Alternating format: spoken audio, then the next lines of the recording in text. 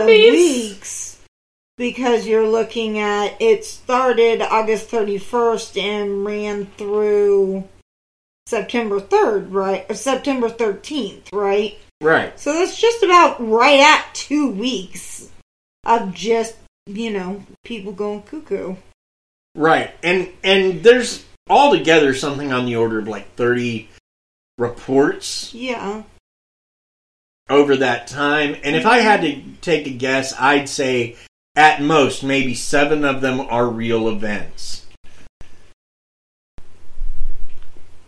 But again, that's just a rough guess. A silly estimate. Silly. Looks like about 24 actually altogether, these ones that you have. But that may be an incomplete list.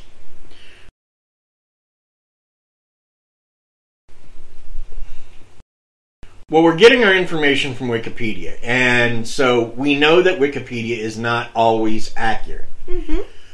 As far as the number of attacks, I'm going with what they've listed. 24 sounds about right. But I'm just saying, I think maybe 7 were actual attacks, and everything else was the product of active imaginations and hysteria. That makes total sense. And people were being crazy, because people are crazy. Sometimes. Now, Knudsen was also inspired by the Tall Man from the Phantasm movies and the works of H.P. Lovecraft. One of your favorite? One of my favorite authors. Although, Lovecraft had a long history of being racist. And that has tainted a lot of his works at this point in time. Now, I will still read most of what he's written, but there are those who won't, and I understand why they won't. And if that's the way you feel, then by all means, boycott away. But the point is that all of these combined to create Slenderman. The character we come to know as Slenderman. Now, really, Knudsen just created the basics. Right. Mm-hmm. And here's the thing with Slenderman, and this is one of the things that fascinates me. Since that time, Victor Surge hasn't so much as touched it. Right. Knudsen created the initial and moved on. Mm-hmm. Everything else are people just adding to it. Right. Well, and that's kind of how the internet works. It's a giant spool of string just constantly unwinding and unwinding never-endingly, kind of.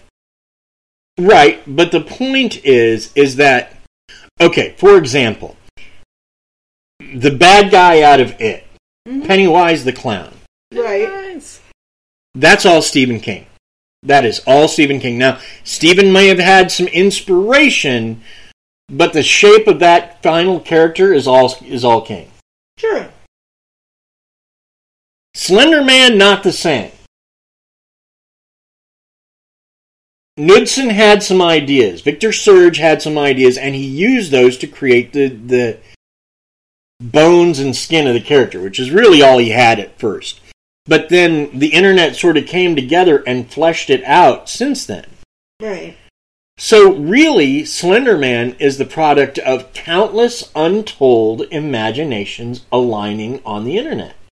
And he may be one of the first creations to be done that way. Or at least one of the first popular creations to be done that way. Sure.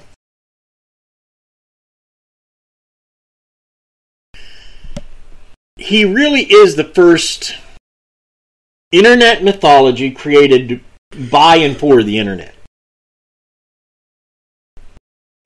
Now, shortly after it was created, Slenderman went viral.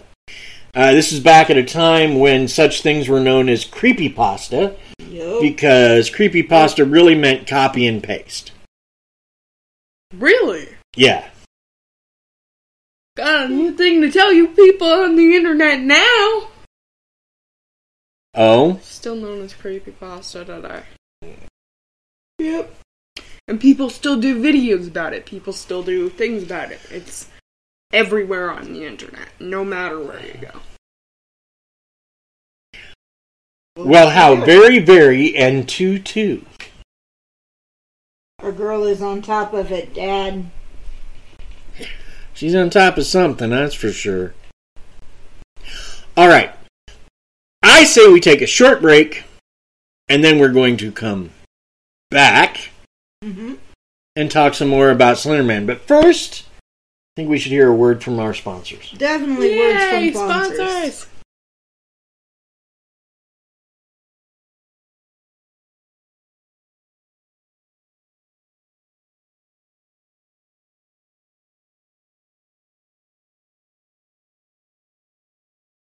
So, Slenderman. Many aspects of the character and the mythos that was based off him first appeared on the original Something Awful thread.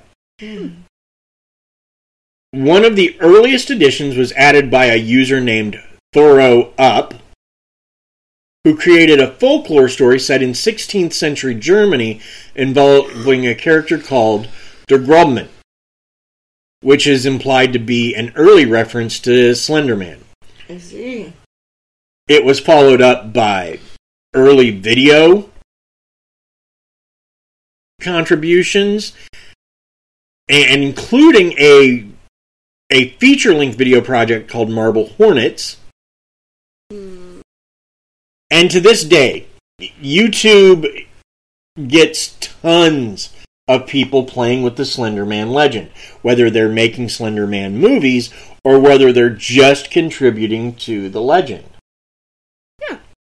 Like I said, there's a lot of things that evolve around that stuff. Well, and there were some people who some things that don't even have anything to do with the Slenderman legend, like certain video games basing characters supposedly off of Slenderman as well.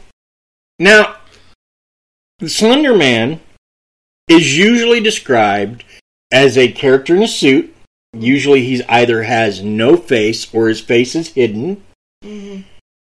Right.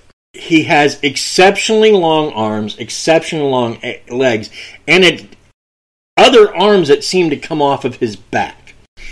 He is often surrounded by children. The photographs often are black and white. Right. And the character was created with no canon. It was just an image that people built onto. Right. It was effectively an online version of the improv game And Then, where someone takes an idea and then someone adds to it by going, and then. Right. And then it goes in sequence, right? Right. So, while the character's look is pretty much fixed, within a certain degree, depending on the art you see, there's some differences. But in general, the black and white, the lack of a face, the multiple arms, the crazy direction of the arms, that all tends to be universal when the character appears. Sure. And I suppose there was a movie about this. There's been several movies about this. Probably the one that's the most has gone into is a movie called Marble Hornets.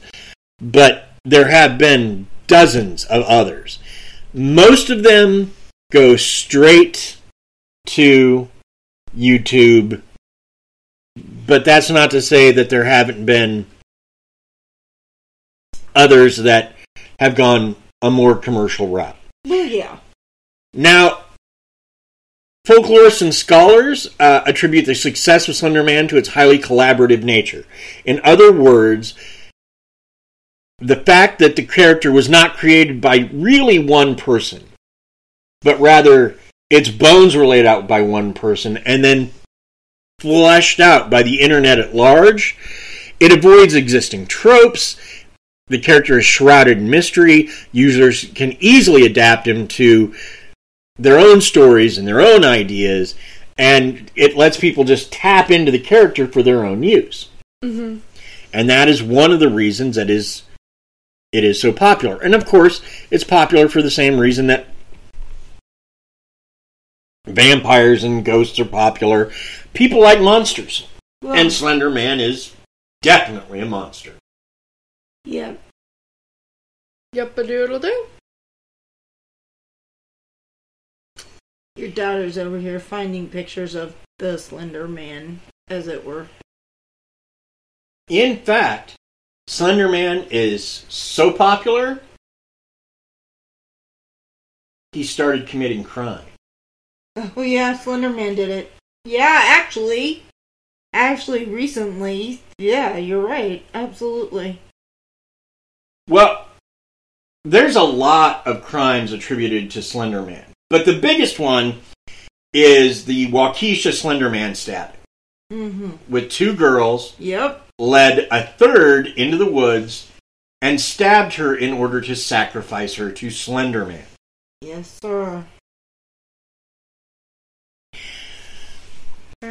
In 2014, two 12-year-old Waukesha girls were charged with attempted first-degree intentional homicide for what police say was a plot planned over months to kill their classmate to appease Slender Man. Yeah, that's screwy. The girls, Morgan Geyser and Anissa Weir, stabbed their victim 19 times with a 5-inch blade. The victim, Peyton Leutner, was left for dead before she crawled from some woods at a park to a trail where she was found by a passing bicyclist. Now, in May of 2014, it began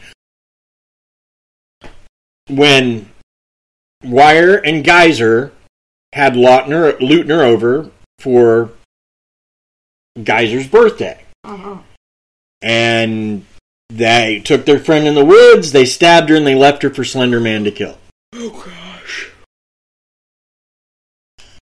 Police came in once the body had been, once it wasn't really body. Once the victim had been found. She wasn't dead. They are charged as adults, and one of the judges rules that Geyser is incompetent to stand trial.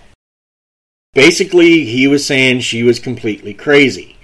Because one of the things she did, among others, became very upset that the girl didn't die and Slender Man didn't get his sacrifice, and she felt she was a target. I see. And was very worried about it. People go insane over this crap. Yes, they do. Now, Governor Walker, in August, declared a day for the stabbing victim. Scott Walker declares August 13 Purple Hearts for Healing Day. Mm-hmm. And that was right around the time that people from around the world began sending cards and letters to Leutner, whose family launched a fundraising site to cover her medical expenses. Then Weir was ordered to undergo a competency hearing to see if she was competent to stand trial. ABC's 2020 very shortly had on Peyton Leutner to talk about her experiences, and eventually in December of 2014, both girls were found competent enough to stand trial.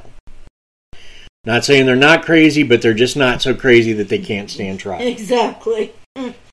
They don't get the Bat Poo Crazy Award this week. Right. This week they get the go to a mental hospital award. Yes, exactly. Now, Geyser was in terror at this point because she believed that she had to kill Miss Leutner or the internet character Slender Man would kill her. Mm. After all of this, the judge decides that the kill or be killed belief is seriously dumb and basically required the girls to be tried as adults. And there we have it. And there we have it. Eventually, they were